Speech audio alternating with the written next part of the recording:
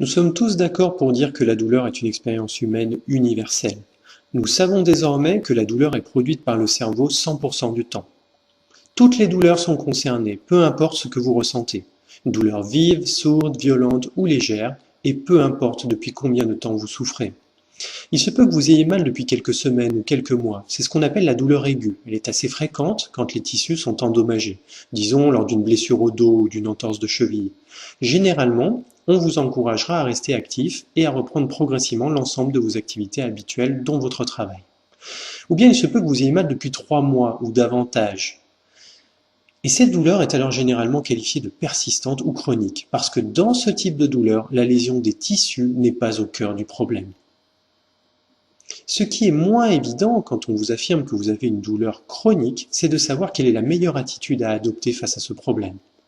En Australie, la douleur chronique constitue vraiment un gros problème. En fait, elle touche un individu sur 5.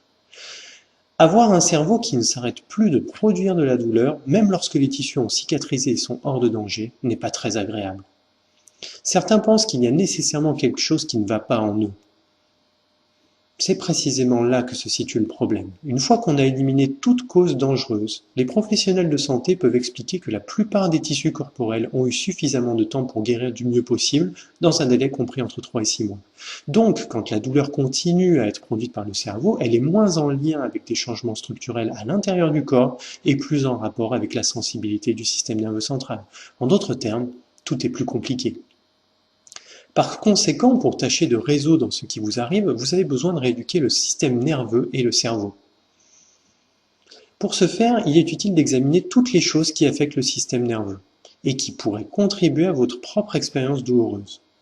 Ce qui peut vous aider, c'est d'observer la douleur chronique d'un point de vue plus général et d'utiliser une approche structurée en faisant un plan d'action. Il est ainsi moins probable d'oublier quelque chose d'important. Commençons donc par le côté médical.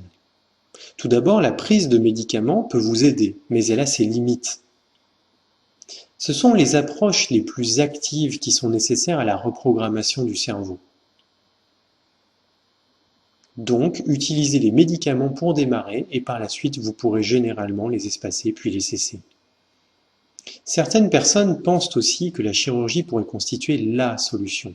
Mais face à un problème aussi complexe que la douleur chronique, il se peut que la chirurgie soit inefficace. Donc si vous songez à une opération, il est préférable de demander un second avis et de vous souvenir de prendre en considération tous les aspects du problème. Ensuite, il est utile de réfléchir à la façon dont vos pensées et vos émotions affectent votre système nerveux. La douleur bouleverse vraiment la vie quotidienne et peut avoir une grande influence sur l'humeur et le niveau de stress. Toutes les pensées et les croyances sont également des influx nerveux du cerveau.